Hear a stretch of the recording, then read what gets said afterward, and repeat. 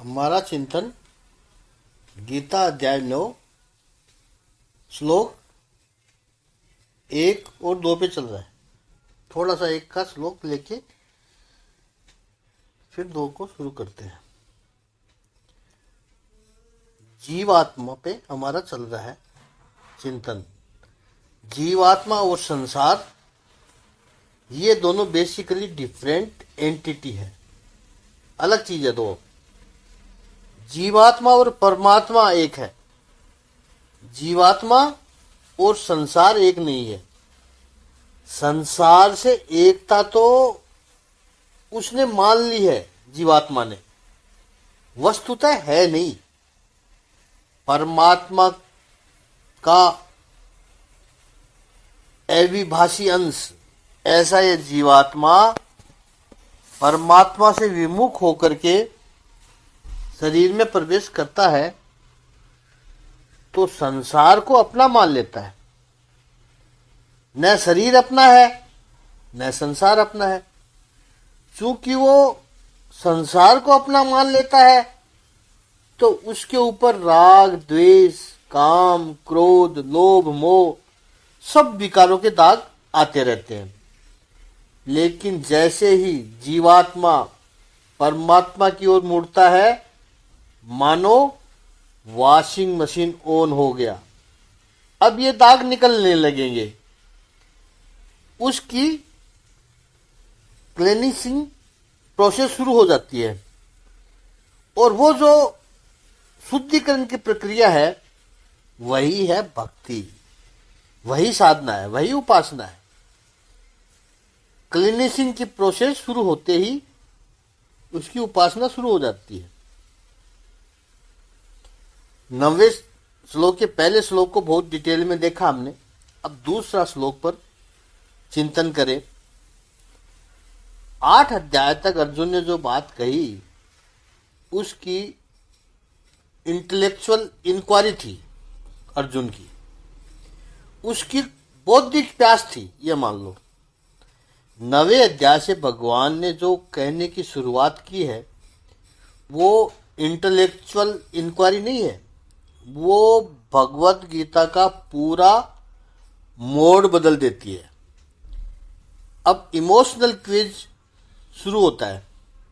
मेरा कौन है, मैं किसका हूं, ये शुरू होगा। उसी को ये जो गुह्यतम शास्त्र प्राप्त होता है। तो 9वें अध्याय का दूसरा श्लोक हमने ले लिया था। राजविद्या राजगुह्यम पवित्रम मिदमुत्तमम प्रत्यक्षा वागमम धर्मम्यम सुखुमम क्रतुम अव्ययम। ये ज्ञान सब विद्याओं का राजा है। भगवान कह रहे हैं जो समस्त रहस्यों में सहर्वाधिक गोपनीय है, यह परम शुद्ध है और चूंकि यह आत्मा की प्रत्यक्ष अनुभूति कराने वाला है, अतः यह धर्म का सिद्धांत है। यह अविनाशी है और अत्यंत सुखपूर्वक संपन्न किया जाता है। 9वें अध्याय के दूसरे श्लोक में भगवान ने फिर से कहा इदम। पिछले श्लोक में भी कहा था इदम और यहां भी कहा है पवित्रम इदमम उत्तमम। ये उत्तम राजविद्या है और ये जो राजविद्या है, सच पूछो तो इदम का अर्थ है ये ज्ञान। ये ज्ञान कैसा है? इसको प्रभु ने 8 विशेषणों से समझाया है। इसमें 8 लाक्षणिकता बताई है प्रभु ने। पहले तो कहा राजविद्या, फिर दूसरा कहा राजगुह्यम, तीसरा पवित्रम, चौथा कहा है उत्तमम, 5वां प्रत्यक्षावगमम, 6ठा धर्मयम, 7वां सुसुखम क्रतुम और 8वां कहा अव्ययम। इस विद्या के ये 8 लक्षण हैं। इस राज विद्या के, इस ज्ञान के ये 8 लक्षण बताए प्रभु ने। यहां एक बात जरूर समझनी है हमें कि कोई भी ज्ञान हो, उस ज्ञान का मूल आधार होता है, परसेप्शन अवश्य होता है। हम समझते हैं कि हम सब बुद्धि से ज्ञान ले रहे हैं, ये निर्णय ले रहे हैं या कोई निर्णय ले रहे हैं, समझ रहे हैं। वस्तुतः बुद्धि जो भी समझती है, वो इंद्रियां उसे जो इंफॉर्मेशन भेजती है, उसी में से बुद्धि समझती है। सेंस ऑर्गन्स जैसा परसीव करता है, वैसा ही परसेप्शन बनता है। आंख देखती है, कान सुनते हैं, घ्राण इंद्रियां सूंघती है, त्वचा स्पर्श करती है, जीभ स्वाद लेती है, टेस्ट लेती है। हमें याद रखना है कि जब भी कोई परसेप्शन होता है, उसमें परसीवर इन्वॉल्व होता ही है। ज्ञान इंद्रियों के द्वारा भेजी गई जानकारी पर आधारित है, और इंद्रियां आई तो वो व्यक्ति इन्वॉल्व हो गया। सिंपल बात करें तो सब इंद्रियों को इन्वॉल्व न करें। एक बार केवल एक उदाहरण के लिए आंख की बात करें तो आंख जो देखती है, उसमें देखने वाला इन्वॉल्व हो ही जाता है। आंख नहीं देख रही है, आंख तो केवल चित्र ले रही है, लेकिन देखने की जो क्रिया है, उसमें देखने वाले के विचार भी सम्मिलित हो जाते हैं। इसी के आधार पर शेक्सपियर का बहुत ही प्रसिद्ध वाक्य है, beauty lies is the eyes of the beholder. सुंदरता देखने वालों की आंखों में होती है। एक व्यक्ति को कोई सुंदर लगता है, दूसरे को वो सुंदर नहीं लगता है। अब व्यक्ति तो व्यक्ति ही है, दोनों की आंखों ने जो चित्र इकट्ठा करके भेजा है, और इमेज तो दोनों के मस्तिष्क पर बनी, वो तो वही बनी। लेकिन एक ने कहा यह सुंदर है, दूसरे ने कहा नहीं है। तो अल्टीमेट रिजल्ट आया, उसमें क्या हुआ?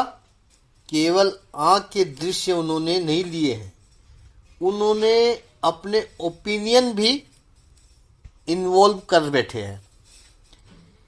And every act of perception the perceiver is involved. In every act of observation an observer is involved. उसके बिना हो ही नहीं सकता है। वेदांत की परिभाषा में कहें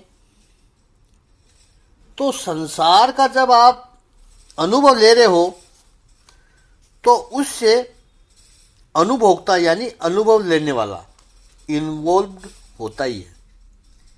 इसलिए संसार का जो अनुभव है वो अल्टीमेट नहीं हो सकता है, अंतिम नहीं हो सकता है, वो सब्जेक्टिव होता है, वो ऑब्जेक्टिव नहीं हो सकता है। जैसे कोई पूछे ये चीज कैसी है, तो एट दैट मोस्ट आप कह सकते हो कि मुझे अच्छी लगती है, ये अच्छी है ही, ये कह देना, या बुरी है ये कह देना, ये जोखिम का मामला है। एक व्यक्ति भोजन करने बैठा, थाली में करेले की सब्जी आई, वो कहेगा करेला बिल्कुल अच्छा नहीं है। उसके पास वाले व्यक्ति को करेला बहुत अच्छा लग सकता है। तो हम कौन होते हैं करेले को बुरा करने वाले? एट द मोस्ट वो कह सकता है कि करेला मुझे अच्छा नहीं लगता, उसका स्वाद मुझे अच्छा नहीं लगता। अब जितने सावधान होते जाएंगे हम, ये क्यों कहें कि करेला बुरा है? करेला तो अच्छा है, लेकिन करेले का स्वाद मुझे अच्छा नहीं लगता। हर परसेप्शन में परसीवर इन्वॉल्व होता ही है।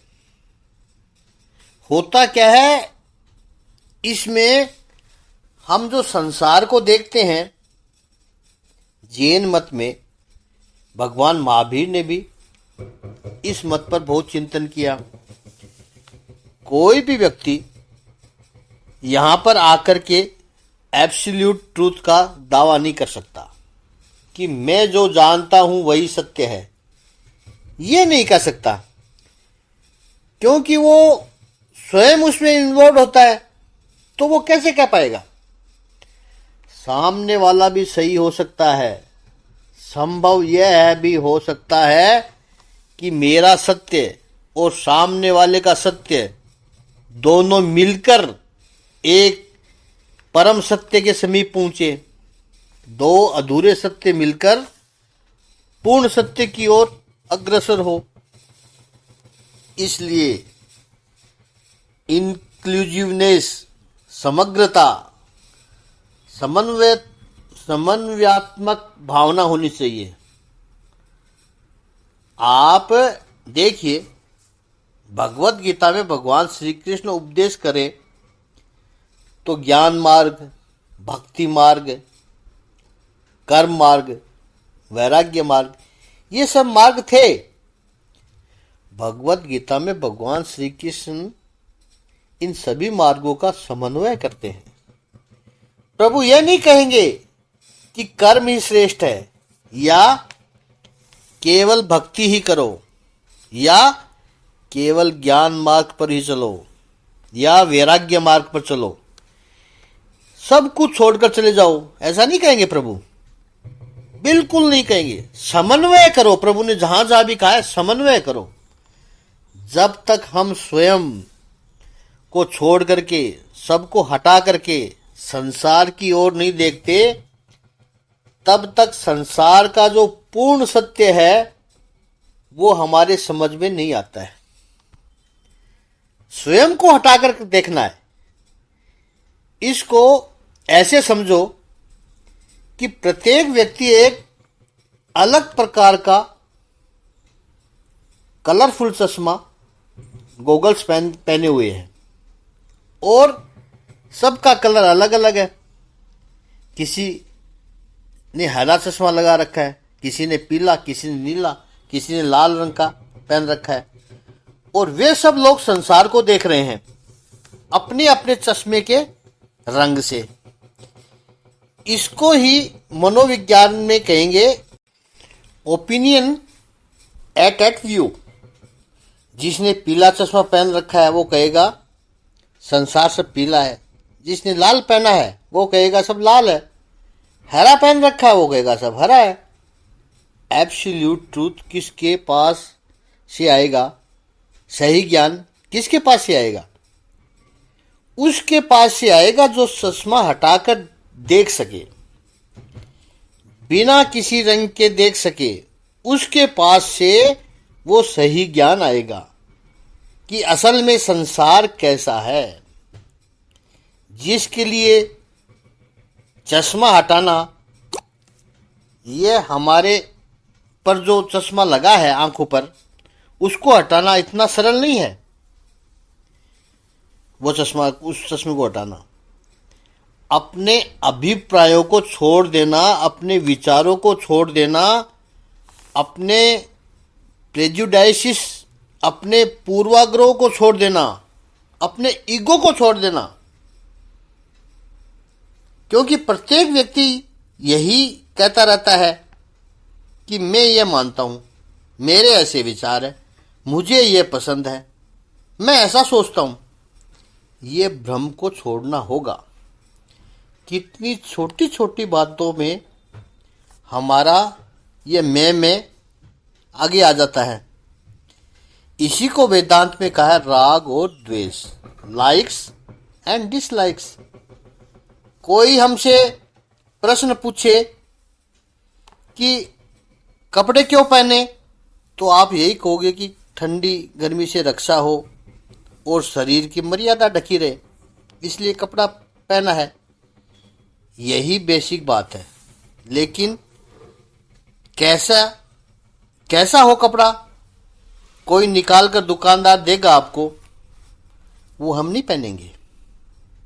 ये तो हमें अच्छा नहीं लगता। क्यों? ये कपड़ा भी आपका ठंडी से बचाव करेगा और गर्मी में भी बचाएगा और हमारे शरीर को भी कवर करेगा। फिर इस कपड़े के लिए मना क्यों करते हैं? नहीं, वो अच्छा नहीं लगता हमें। छोटी सी बात में कैसे हमारे राग और देश सामने आ जाते हैं। इस कपड़े ने आपका कुछ नहीं बिगाड़ा, वो सब काम करेगा जो आपका पसंद वाला कपड़ा करने वाला है। फिर भी आपने इस कपड़े को नहीं पहना, रिजेक्ट कर दिया। और एक बात है कि जो आपने पसंद किया है, क्या वो सब पसंद करेंगे? आपने जो पसंद किया उसको आप ही पसंद करेंगे, कोई दूसरा करे या न करे जरूरी नहीं है। अब इतनी सी छोटी बात में भी प्रत्येक इंद्रियों का अनुभव आता है, वहां लाइक्स एंड डिसलाइक्स आ ही जाएंगे। भोजन क्यों करते हैं हम सब? सियाने हैं, कहेंगे शरीर को पोषण मिले, शक्ति मिले, इसलिए भोजन करते हैं। अच्छा तो खाओ करेला, पोषण भी देगा, शक्ति भी देगा। सुबह सुबह उठकर लौकी का जूस पियो, शक्ति पोषण दोनों देगा। एक दिन पियोगे, दूसरे दिन पी लोगे, तीसरे दिन कहोगे इसमें मसाला और डालो भाई, हमें तो अच्छा नहीं लगता। अब हमने जो मसाला डाला वो दूसरे को पसंद नहीं है। एक घर में रहने वालों को 4 अलग अलग तरह की चाय बनती है, जैसा हम सबका अनुभव है। मेरा तो है, एक को चीनी चाहिए, दूसरे को चीनी नहीं चाहिए। एक को कड़क से साथ चाहिए, दूसरे का सब चाहिए। घरों में रहने वाले सब लोगों को एक तरह की चाय नहीं चलती। बोलो, इसमें भी सबका ओपिनियन आ जाता है। इस संसार में जो भी झंझट है वो और कुछ नहीं है। वस्तुओं में कोई झंझट नहीं है, ओपिनियन की झंझट है। इस पर हम और चिंतन करेंगे कल। ओम श्री सच्चिदानंद भगवान की जय। ओम श्री आनंद गंध भगवान की जय।